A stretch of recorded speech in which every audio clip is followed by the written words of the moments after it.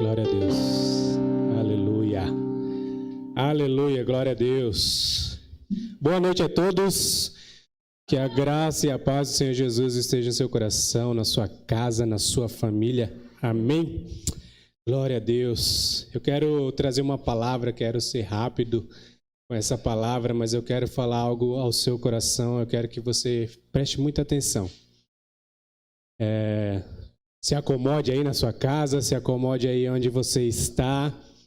Não relaxa, né? Não relaxa, mas se acomode. A gente sabe que o soldado, quando ele recebe o comando do seu comandante, ele fala descansar, o soldado descansa, mas ele não sai do seu posto. Ele não larga a sua arma, ele não larga o seu posto de trabalho. Então, não largue o seu posto, não tire a sua arma, não se desarme. Ainda é a hora de você receber da palavra de Deus essa noite, amém? Eu quero ler um texto com vocês e o título dessa mensagem é De Volta para Casa. De Volta para Casa. Aí você fala, poxa, Everton, hoje a gente está ouvindo tanto de casa e mais casa, e esse isolamento, a gente tendo que ficar em casa, e mais um tema falando de casa. Mais um tema falando de casa. E você vai perceber que no final é um outro tipo de casa. É uma outra ideia sobre casa, tá bom? Mas fica aí com o seu coração aberto, crie expectativa naquilo que Deus vai falar ao seu coração essa noite. Eu quero que você abra a sua Bíblia em Lucas capítulo 15. Lucas capítulo 15, versículo 11 em diante.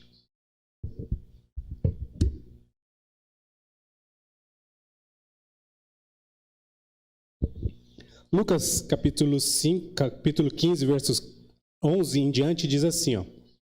Jesus continuou. Um homem tinha 2 filhos. O mais novo disse ao seu pai, Pai, quero a minha parte da herança. Assim ele repartiu sua propriedade entre eles. Não muito tempo depois, o filho mais novo reuniu tudo o que tinha e foi para uma região distante. E lá desperdiçou os seus bens vivendo irresponsavelmente.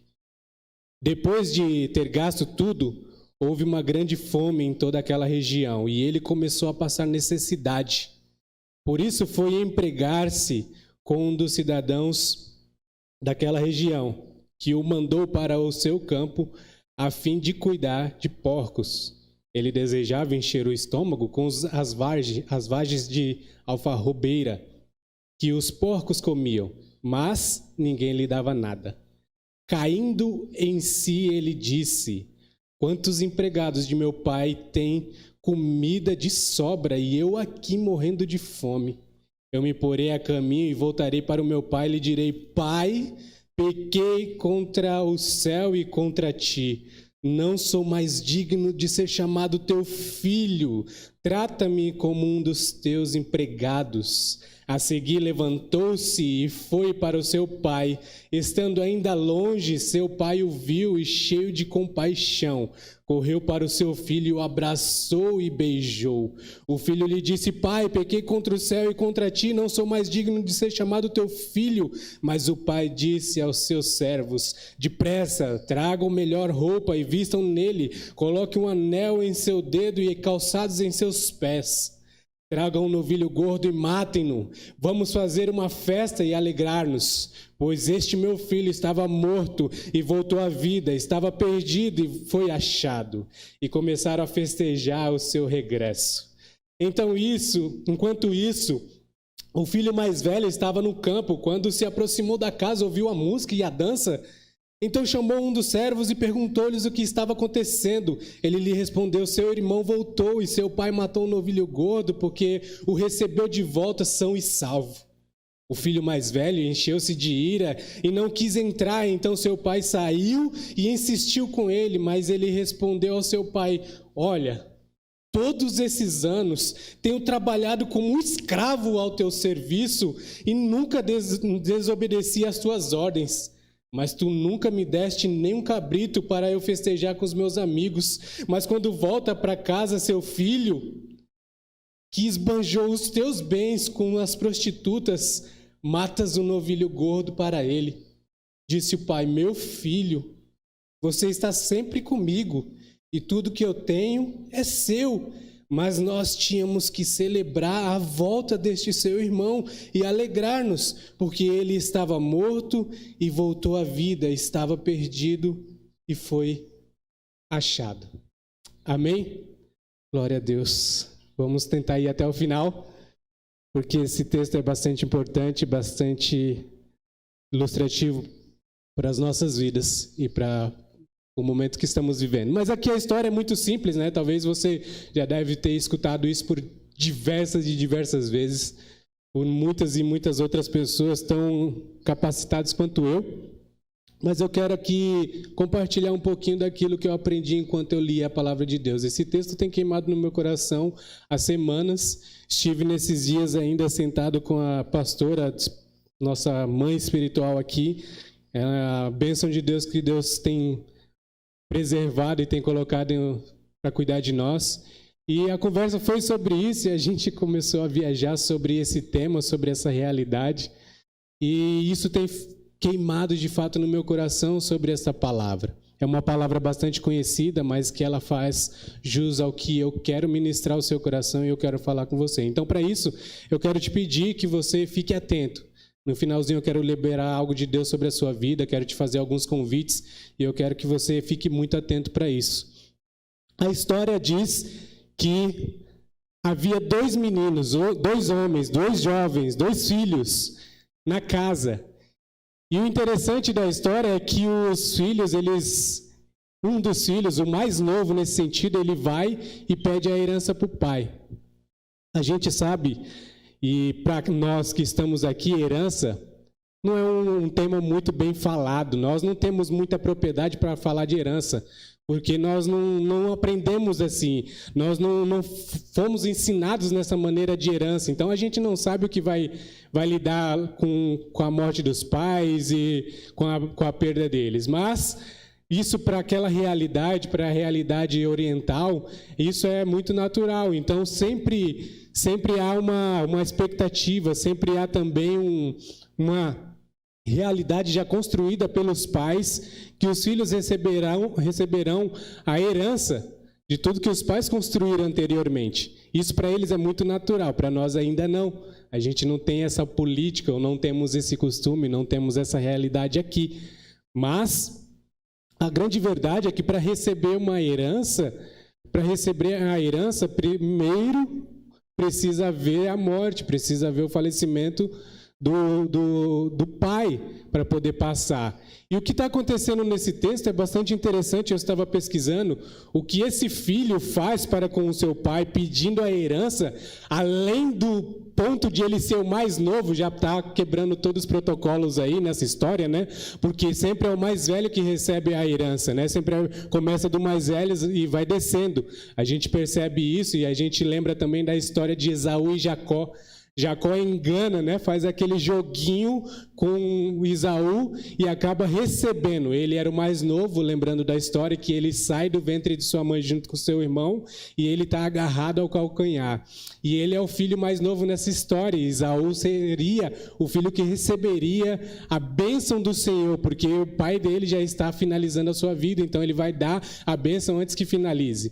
Mas Jacó acaba enganando, então ele recebe. Então isso já foi uma afronta, só por ele ser o mais novo, está tentando tomar parte, tomando a frente do irmão mais velho. Isso já seria o suficiente para a gente ficar escandalizado. Porém, ele ainda pede a herança, e quando isso acontece, segundo a história, segundo alguns historiadores, isso acontece lá no Oriente Médio, isso acontece naquele país, isso acontece com os judeus, isso é uma ofensa. Você pedir a herança antes do tempo é você dizer: pai, eu quero que você morra logo.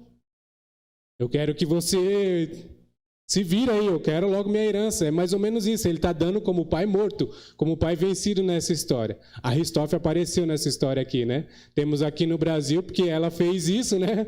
Ela acabou adiantando a herança dela, mas de uma forma muito cruel. Vocês conhecem a história, não vou entrar a fundo. Mas isso é ofensivo aos pais. Pedir a herança antes do tempo é ofensivo. Mas percebe, ele pega essa herança, mesmo assim o pai ainda não hesita e divide a herança, e ele não dá somente para o filho mais novo, mas ele dá também para o filho mais velho. há uma diferença, né? Um gasta, um vai embora e leva tudo isso. Ele vai e, de fato, faz isso. E ele vai a caminho afora e ele começa a gastar tudo isso. E ele começa a destruir tudo que ele recebeu de herança e agora passa necessidade. O interessante é que a calamidade, a crise chegou naquele local. Percebe mais uma vez?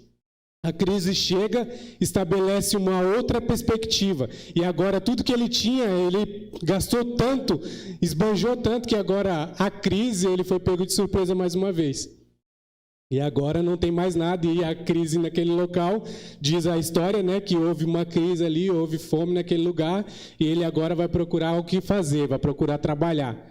E o que sobra para ele é cuidar de porco. A ponto dele cuidar desses porcos, ele não está com o estômago cheio, ele desejar comer a comida do porco. Então isso é a cena que está acontecendo com esse filho mais novo. Ele está longe de casa, ele está afastado de casa. Mas acontece algo muito interessante. Ele cai em si e ele volta. Essa é a história. Ele cai em si e ele volta. Eu só estou explicando para você entrar nessa história, já que alguns de vocês talvez não conheçam. Então eu quero que você conheça essa história mais prática e rápida. Então ele cai em si, ele vai retornar para casa e ele faz um ensaio. Eu vou voltar para casa, então eu vou falar para o meu pai, eu pequei contra o céu, eu pequei contra ti, e eu não sou nem digno de ser chamado seu filho, me faz um dos seus trabalhadores. Ele faz esse ensaio primeiro, para depois, quando chegar no seu pai, ele poder fazer essa declaração. E aí eu fiquei dentro desse texto e todo dentro desse contexto todo me perguntando, eu comecei a questionar todo esse texto. Não sei se você reparou, mas esse texto ele antecede. Se você olha o capítulo 15, o verso 11, ele fala assim, e continuou. Quando a gente entende continuou, significa que algo antes veio falando. E o que veio antes falando? Dentro do texto está explicando. O que veio antes falando foi da dracma perdida. A dracma perdida, a mulher tinha 10 dracmas e ela perde uma e ela fica desesperada e ela começa a varrer a sua casa, acende a lamparina e ela vai procurar a sua dracma e ela acha a sua dracma e qual é a atitude dela? Ela chama as amigas dela e vamos festejar porque eu achei minha dracma. Mas quando você olha ainda esse texto, ele vai... Quero que você abra aí, dá uma olhadinha para você não se perder. Nesse texto, quando ele fala no verso 11, continua, ele está dizendo da dracma perdida. E depois a dracma perdida começa no versículo 8, ou qual melhor. Então ele está dando mais um entender que existe algo anterior a isso também. Quando ele diz ou algo mais, ou alguma coisa ainda existe, ou tem mais. A mesma coisa aconteceu no verso 11, continua, né? E o que é antes disso? Aí o que é antes disso, o texto vai dizer que é a ovelha perdida. A ovelha perdida. E a história está dizendo que a ovelha se perde no deserto, ela vai embora e ela acaba se perdendo das 100, né, de todo aquele rebanho. E o dono daquele rebanho, ele larga as 99 e vai atrás daquela uma que se perdeu e ele coloca ela no ombro, traz ela de volta, traz ela ao aprisco. Então essas 3 parábolas, elas estão ligadas, essas 2 parábolas estão ligadas com a outra. Está falando de uma ovelha que se perdeu fora de casa, lembra do filho mais novo? Fora de casa, e também de uma realidade da dracma perdida dentro de casa. Está falando também do filho mais velho que ficou em casa reclamando. Perceba isso, que interessante. Depois a gente vai chegar lá.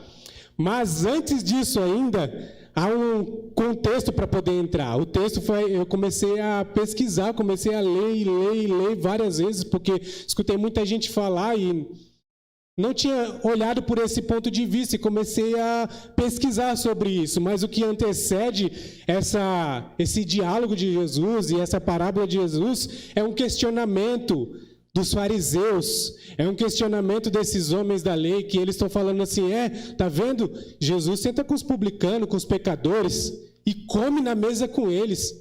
Que coisa, que papelão esse homem está pagando. Então Jesus, ele chama os fariseus, chama esses homens e agora vai ter esse diálogo. Ei, posso contar uma parábola para vocês? Posso contar algumas historinhas para vocês? E ele começa contando essas histórias. Tudo isso ele faz para dizer a importância do que Deus, do que Jesus naquele exato momento estava fazendo.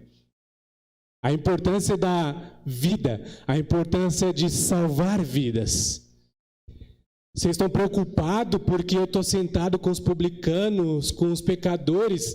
Cara, eu estou preocupado com eles mesmo. Se você olhar todo o texto, vai falar no finalzinho de cada parábola sobre um perdido. E ele fica alegre porque achou a sua ovelha, voltou com ela. Feliz aquele que achou essa ovelha. Olha o texto como que diz: e eu digo que mesma forma haverá mais alegria no céu um pecador que se arrepende do que 99 justos que não precisa de arrepender. Olha só, então Jesus está falando dessa importância, está tentando explicar isso para os fariseus, para os cabeça dura, que eles não estão entendendo isso. Jesus não veio para sentar com os bonzinhos, com os bambambam, que eles achavam que era. Não, ele veio para salvar o que estava perdido. Esse é o texto. Na segunda parábola, do mesmo jeito, quando a mulher acha a dracma, o texto diz assim: eu digo que da mesma forma há alegria na presença dos anjos de Deus por um pecador que se arrepende.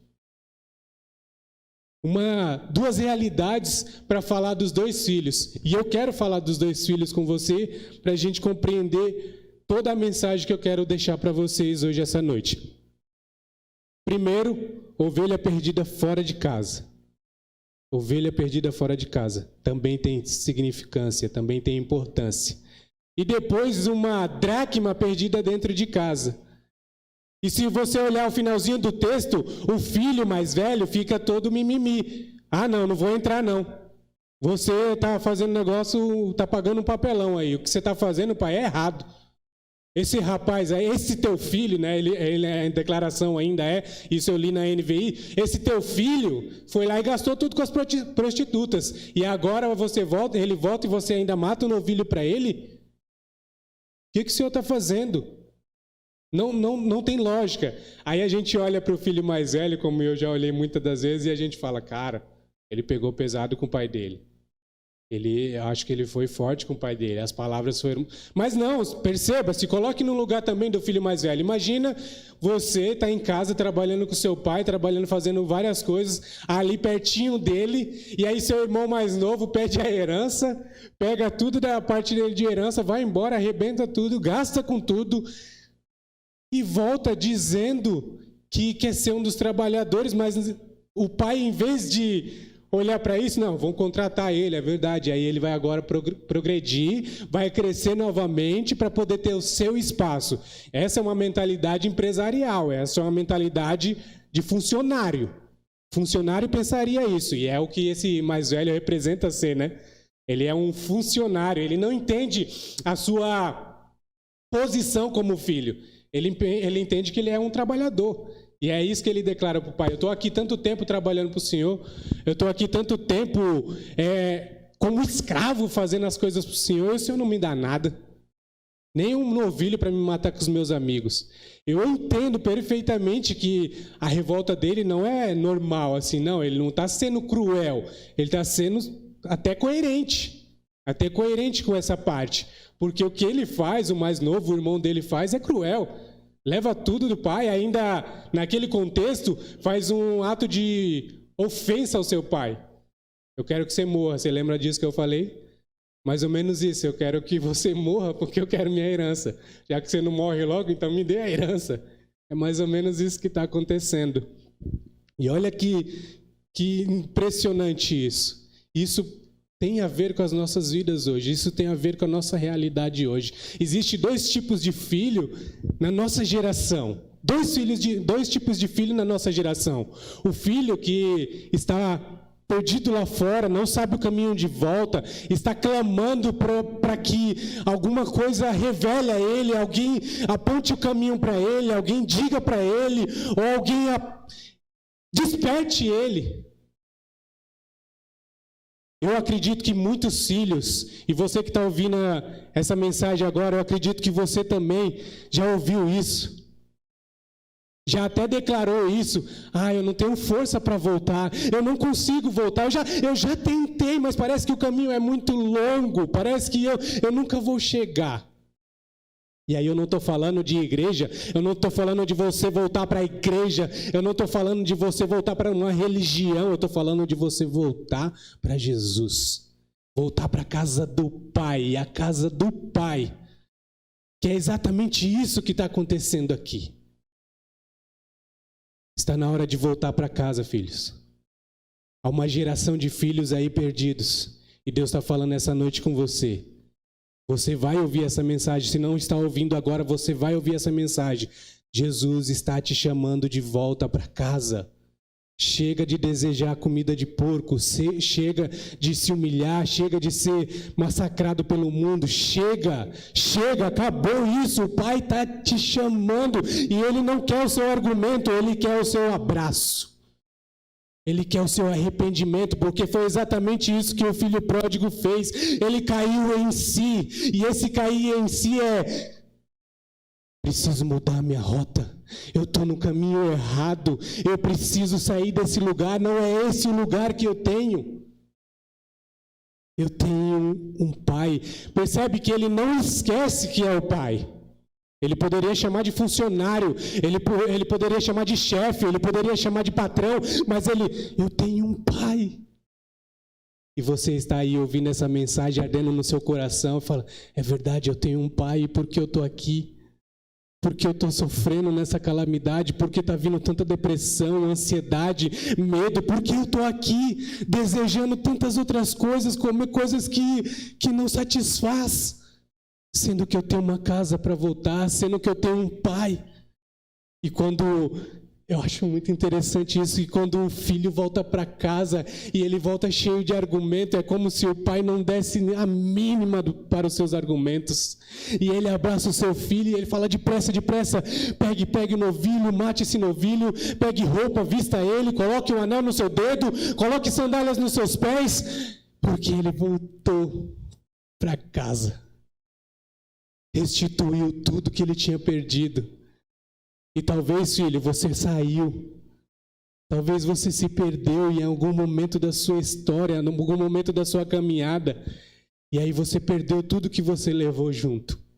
Debaixo da graça, você perdeu tudo. Você não perdeu o colo do pai, você não perdeu o pai, você não perdeu a casa, mas você perdeu tudo que você tinha, a sua herança de andar em santidade, de andar em perdão, de andar sem culpa. Você perdeu isso e agora você está com senso de culpa, está ansioso, está se remoendo dentro de si, falando, meu Deus, eu não sou nem digno de voltar para casa. Eu não tenho como voltar, porque imagina só como Deus irá olhar para mim. Não tenha esse pensamento. Volte para casa, caia em si e volte para casa. O Pai está de braços abertos esperando você. A Bíblia diz que o Pai olha de longe e Ele tem compaixão, há uma compaixão no seu coração e Ele corre e abraça o seu filho. Então esse é um filho que precisa voltar para casa. E o segundo filho é o filho que está na porta. É a dracma que foi perdida dentro de casa. Ele nem quer entrar.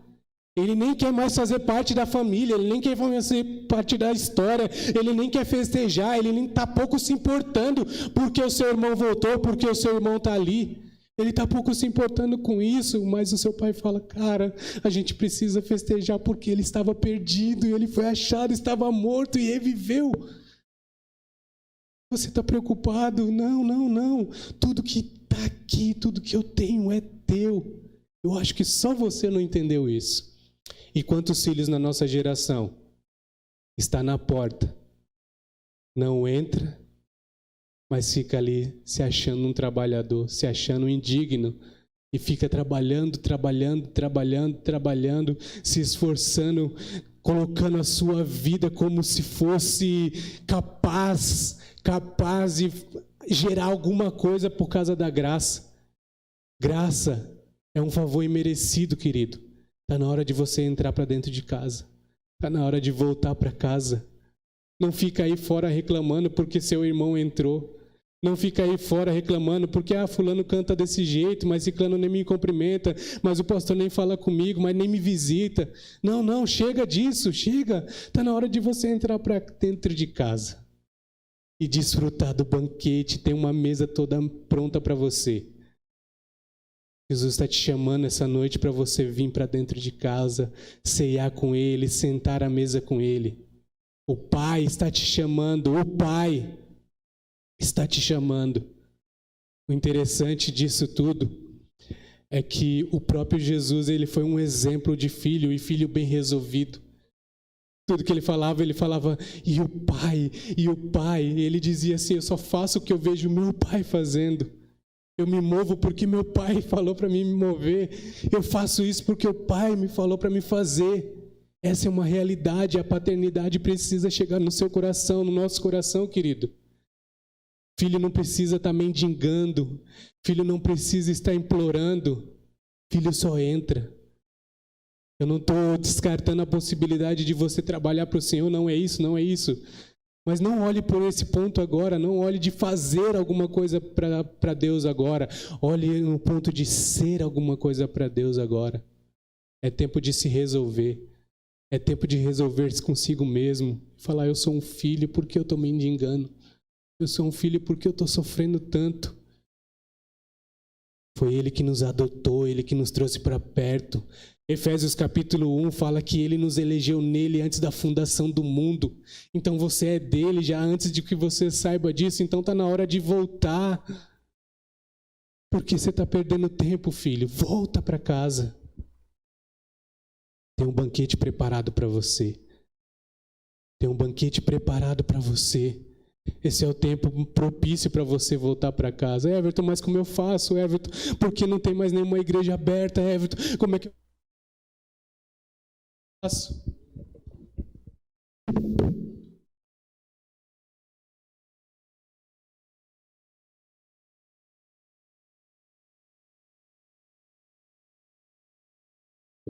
Som. Voltou. Glória a Deus.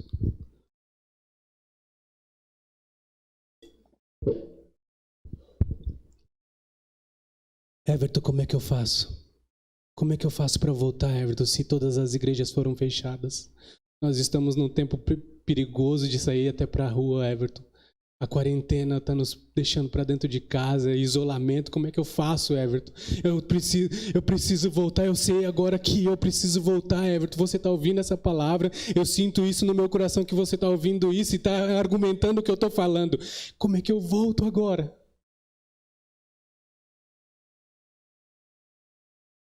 Você tem a chance de voltar essa noite. Você tem a chance de voltar para Jesus essa noite. E não vai precisar de um templo, não vai precisar de uma igreja aberta. Vai precisar do seu coração arrependido, contrito, quebrantado diante do Senhor. O cair em si chegou a você, então esse cair em si significa mudar a rota. Esse é o tempo para você voltar para casa, filho. Há uma geração aí de filhos afora que está querendo voltar para casa, não sabe onde. Eu estou apontando hoje o caminho. Jesus é o caminho, Ele é a verdade, Ele é a vida. Nós nem éramos merecedores disso aqui, nós nem éramos merecedores de sermos chamados filhos de Deus, mas em João capítulo 1, o Evangelho de João vai dizer que Ele veio para os seus, mas os seus não receberam. Mas todos os que receberam, deu-lhes o poder de serem chamados filhos de Deus. Então você pode chamá-lo de pai. Talvez você fique pensando, poxa, mas como é que eu faço isso, Everton? E talvez você seja um filho mais velho que está agora apontando para o filho mais novo, que está voltando para casa, e você olha para dentro dos templos, você olha para dentro das igrejas, você olha nas lives e fala, nossa, eu conheço esse cara. Quem é esse cara para estar falando aí? Talvez alguns que me conheçam falem, quem é esse cara que está falando aí? O que ele tem para falar alguma coisa aí? Deixa eu falar para você, eu também voltei para casa. E não fique preocupado com A e com B, com quem está fazendo, com quem não está fazendo. Filho mais velho, volta para casa, entra, você está na porta, por que você não quer entrar? Entra. Vem ser filho. Para de ser trabalhador. Para de ficar fazendo.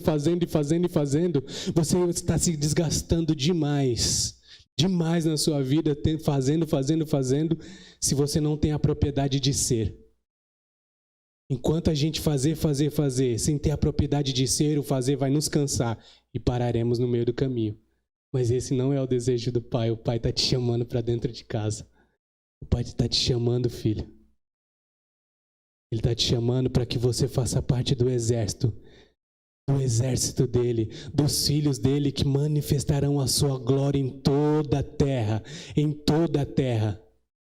A Bíblia diz que a terra clama, geme pela manifestação dos filhos da glória. Pela manifestação dos filhos da glória. Você e eu somos os filhos da glória. Vem para casa, filho. Esse é o tempo de voltar. Essa é a mensagem que eu queria falar para você. Essa é a mensagem que eu queria deixar ao seu coração. E eu quero que você coloque a mão no seu coração. Onde você está? Coloque a mão no seu coração. Você que quer aceitar Jesus, você que quer voltar para casa, tem um chat aí no nosso YouTube, deixa aí o comentário, fala assim, eu estou voltando para casa, eu entendi o processo. E eu quero reconciliar daqui de onde mesmo eu estou, Everton. Será se pode? Não, deve. Não é que não pode, deve. Everton, mas daqui de casa, como que eu faço isso? Eu vou te ensinar agora. Se você quer, de fato, isso ardeu no seu coração, e você que não tinha essa identidade de filho, não tinha essa propriedade, estava fazendo, e não via o esforço do seu trabalho. Mas agora Jesus te chama para dentro de casa, te chama para ser filho. Então coloque a mão no seu coração, que eu quero orar por você. Pai, os filhos voltaram, Jesus. Enquanto eu ministrava a tua palavra, papai, os seus filhos choravam, o coração ardia, não sabia nem explicar o que era, mas estão voltando essa noite, pai. Então os aceita de volta. Ele está de braços abertos, querido. Repita essas palavras comigo, aonde você está e você quer voltar para casa, fala, Pai, eu voltei querendo ser o seu filho novamente, nunca deixei de ser, mas eu não tinha isso na minha cabeça. Eu achei que eu precisava voltar sendo um trabalhador, conquistar tudo novamente. Não. O Senhor me chamou essa noite e eu estou voltando. E você, filho mais velho, que ficou na porta murmurando, sem ter propriedade com tudo que você já tinha, sem poder abrir a geladeira, sendo que a geladeira faz parte da sua casa. Coloque a mão também no seu coração e fala, Pai, eu não entendi. Eu estou o tempo todo aqui, não sabia disso. Que eu podia entrar, que eu podia abrir a geladeira, que eu podia pegar um cabrito, um novilho e queimar com meus amigos, comemorar, eu não sabia. Como que isso não entrou na minha mente antes, Pai? Mas hoje eu volto, hoje eu entro, hoje eu sento à mesa.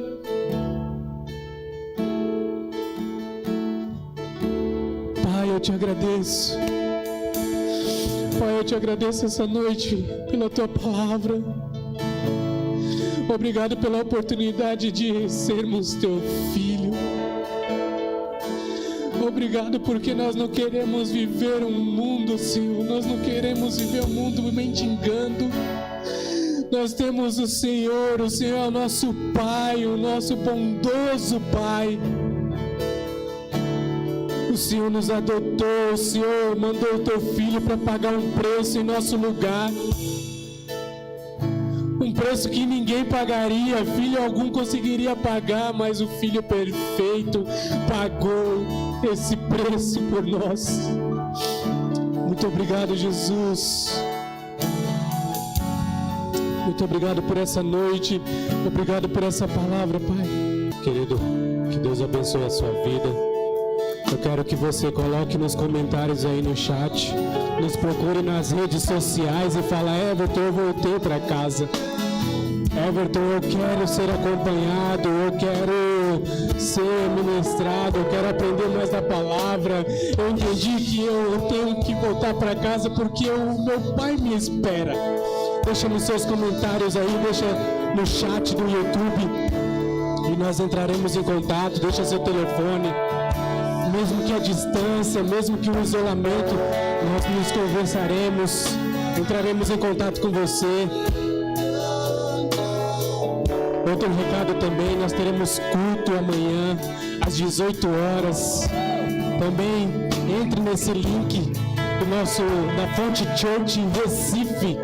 Deixa seu like lá, se inscreva no canal se você não é inscrito. Ative o sininho para você receber as notificações toda vez que for lançado um vídeo novo. E você vai ser muito tocado por Deus. Segunda-feira também temos oração, será transmitida também aqui no canal. Se você quer participar dessa oração, quer receber algo de Deus, quer orar conosco, também entra nesse link Fonte Church Recife e acompanhe também. As nossas células está sendo também transmitida na quarta-feira aqui no canal do YouTube. Você pode aprender, você pode ver como que funciona, você pode fazer na sua casa. Eu quero incentivar você também a fazer na sua casa. Você que ainda não recebeu a folhinha, você não recebeu ainda o link com toda a instrução de como fazer um culto na sua casa, entre em contato conosco. Nós enviaremos para você estar fazendo na sua casa, abençoando a sua família, ministrando para os seus. Amém? Que Deus abençoe a sua vida. Fica na paz do Senhor Jesus.